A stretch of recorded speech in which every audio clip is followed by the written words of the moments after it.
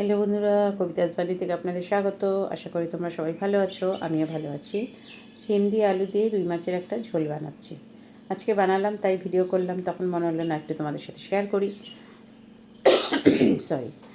মাছগুলোকে যেরকম আগে ভাজতে হয় সেরকম ভেজে নিলাম। আমি একটু বয়স হয়েছে বলে একটু কম তেল ইউজ করি। তো যাই হোক, মাছগুলো এক এক করে ভাজবো।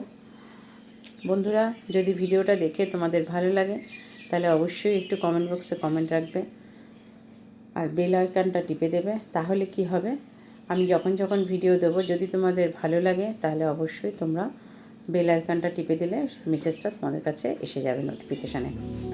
তো চলো এবার বলি। মাছটা ভাজা হয়ে গেল, মানে মোটামুটি হয়ে এসছে। সব মাছগুলো ভেজে নেব। তারপর যেটা করব, তেলের মধ্যে কালো জিরে দেবো, ফোড়ন দিয়ে আর আলুগুলোকে দিয়ে দেবো। দিয়ে দেখতেই পাচ্ছ আলুগুলো একটু ভাজা ভাজা হয়ে গেল। আমি কিন্তু নুন দিইনি আলুতে এখনও। এবার পেঁয়াজ বাটা, হ্যাঁ এটা আমি শিলে বেটেছি। শিলে বাটা পেঁয়াজ, আমি আসলে মশলাটা একটু শিলে বাটাই বেশি পছন্দ করি, তো তাই জন্য শিলে বেটে নিয়েছি। শিলে বেটে নেওয়া পেঁয়াজ বাটাটা দিয়ে খুব ভালো করে, দেখতেই পাচ্ছ একটু তেল তেল উঠে যাচ্ছে। পেঁয়াজটা খুব ভালো করে কষবে। কষে যাওয়ার পরে আমি এর মধ্যে দিয়ে দেবো সিম। তো তোমরা চাইলে সিমটা আলাদা করে ভেজে নিতে পারো, কিন্তু ভেজে নিলে বেশি টেস্ট হয়। কিন্তু আমি একটু তেলটাকে অ্যাভয়েড করার জন্য আমি আর ওটা ভাজিনি আলাদা করে।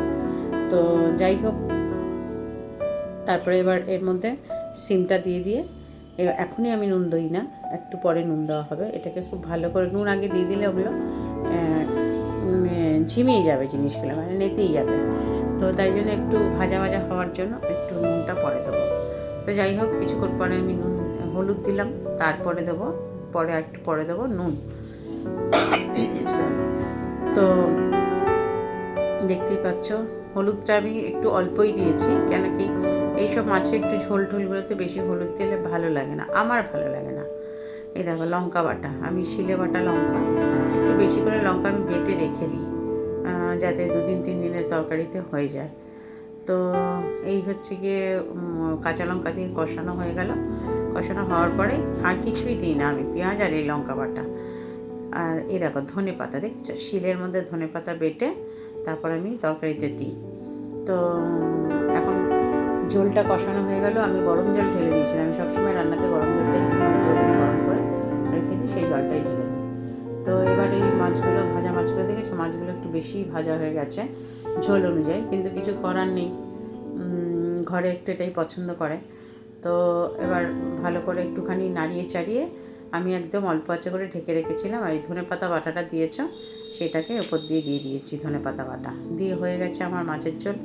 যদি বন্ধুরা তোমাদের ভিডিওটা ভালো লাগে তাহলে অবশ্যই লাইক কমেন্ট করবে, শেয়ার করবে, নোটিফিকেশানটা একটু দাবিয়ে দেবে।